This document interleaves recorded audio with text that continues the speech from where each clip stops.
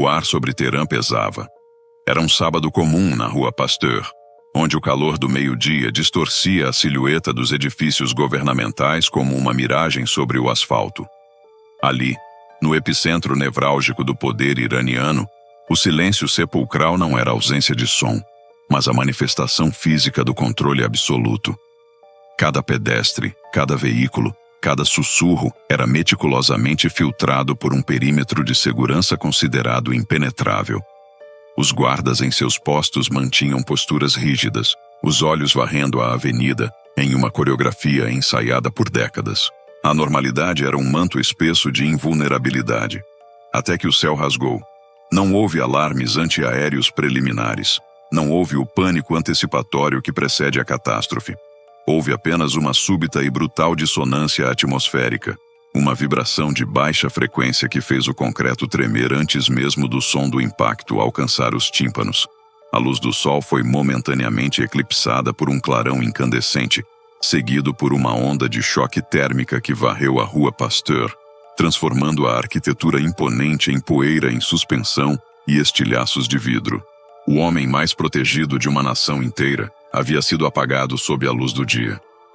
E a verdadeira pergunta que ecoou pelo abismo daquela cratera não foi quem apertou o gatilho, mas sim como olhos invisíveis conseguiram penetrar a escuridão da fortaleza mais vigiada do Oriente Médio. A resposta exige que olhemos para cima, não para os caças, mas para as lentes mudas de vidro e metal que observam a cidade. Para compreender a magnitude dessa fratura, é preciso antes contemplar a arquitetura da ilusão. Ali Khamenei não habitava apenas um espaço físico. Ele residia em um ecossistema de paranoia e proteção ininterrupta. A Rua Pasteur não era uma simples via de tráfego, mas as veias de um organismo blindado.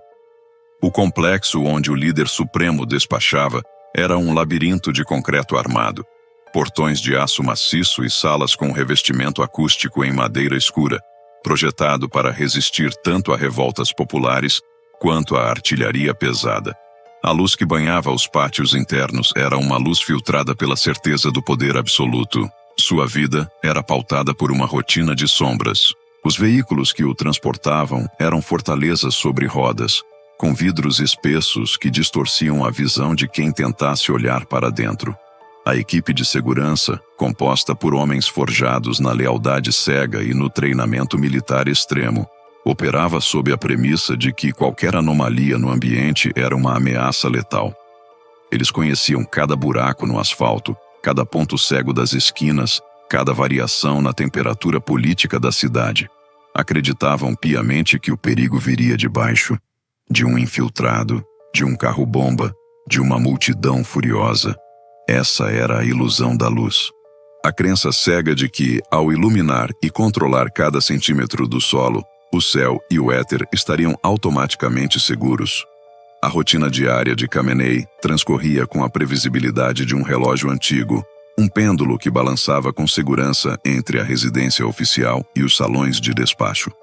Mas o que a cúpula do poder iraniano ignorava, em sua arrogância arquitetônica, era que a verdadeira ameaça contemporânea não se arrasta pela terra empunhando fuzis. Ela flui através da fibra óptica. Ela se aninha em cabos de rede. A fragilidade daquela vida não residia na falta de blindagem, mas na abundância de dados que ela gerava sem perceber.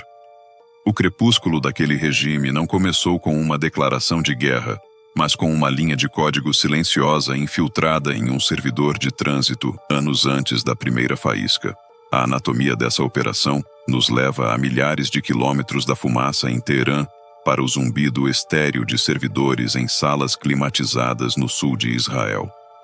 A Unidade 8200 e o Mossad não operam com a fúria de justiceiros, mas com a precisão de legistas debruçados sobre um cadáver digital. A invasão não foi um golpe de força, mas uma dissecação lenta e contínua da infraestrutura inimiga. Os laudos dessa investigação invisível apontam para as câmeras de trânsito de Teherã. Esses olhos eletrônicos, espalhados em pontos estratégicos para monitorar o fluxo de veículos comuns, foram sistematicamente vulnerados. Durante anos, a inteligência israelense parasitou o sistema nervoso da cidade.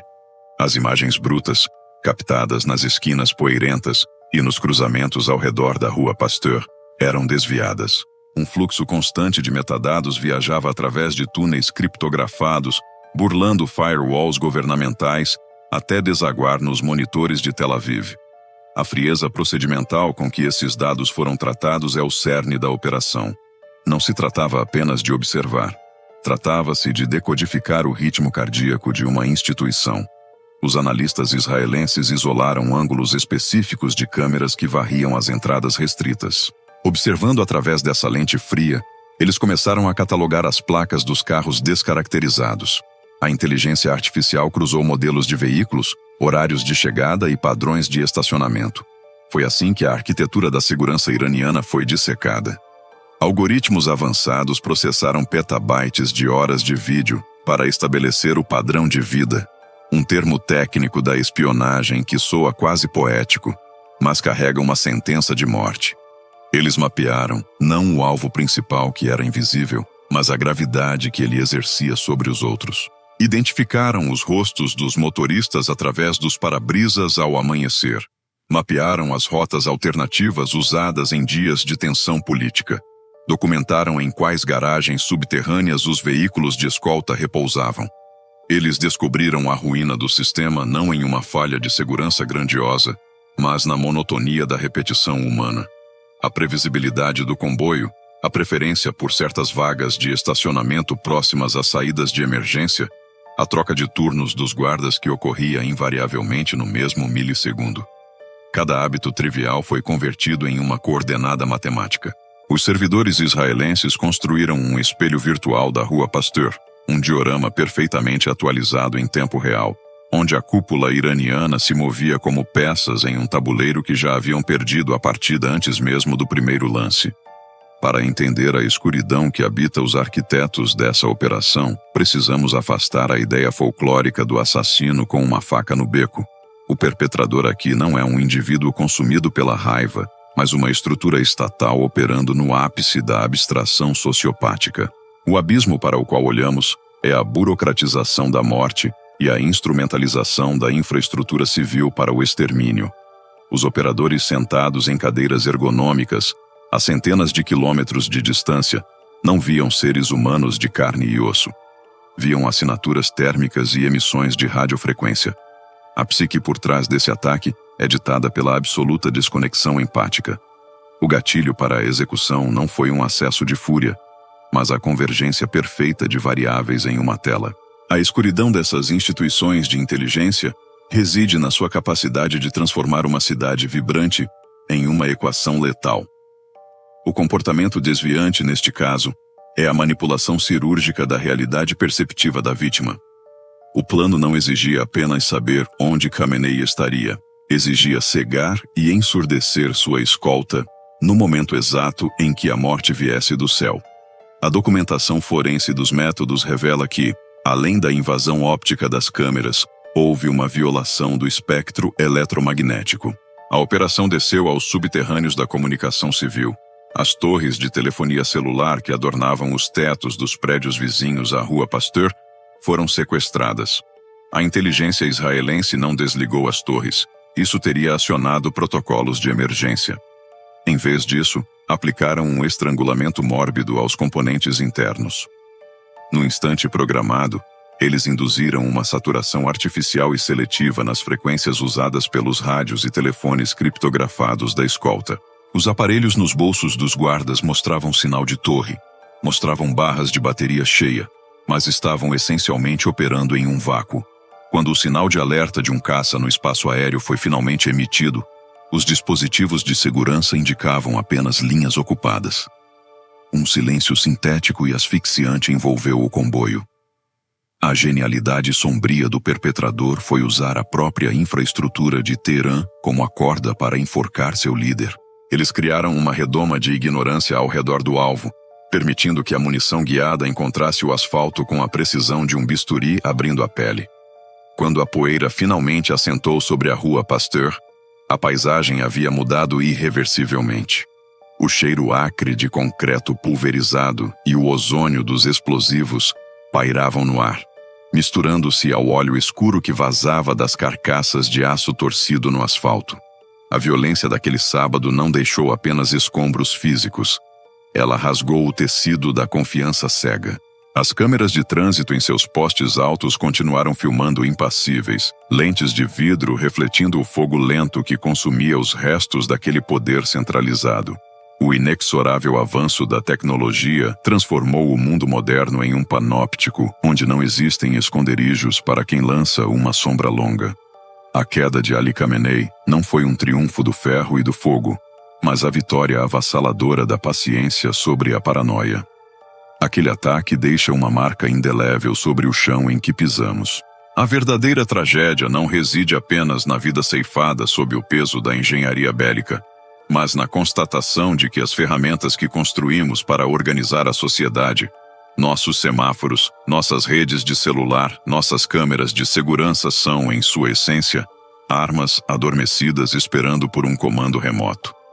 Ao contemplarmos o vazio deixado na estrutura daquele regime, somos forçados a uma reflexão desconfortável. Se as muralhas mais espessas do mundo não passam de miragens diáfanas diante do fluxo invisível de dados, quem entre nós está verdadeiramente a salvo da vigilância? Até que ponto a nossa própria rotina, os nossos trajetos e os nossos sinais de celular estão sendo tecidos em um padrão de vida nos servidores de um observador silencioso?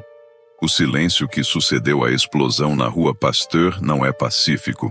É o prenúncio de uma era onde a privacidade é o primeiro e mais silencioso de todos os cadáveres. Deixo essa dissonância ecoando na mente de vocês. Se você tem estômago para continuar dissecando a escuridão humana, os métodos ocultos e as brechas que sustentam a frágil ilusão da nossa segurança, o convite está feito. Inscreva-se no canal. Deixe o seu like, como um registro de que você passou por essa cena do crime. E ative o sino de notificações. Afinal, a informação é a única luz capaz de revelar as engrenagens da próxima tragédia antes que ela aconteça. Até o nosso próximo encontro.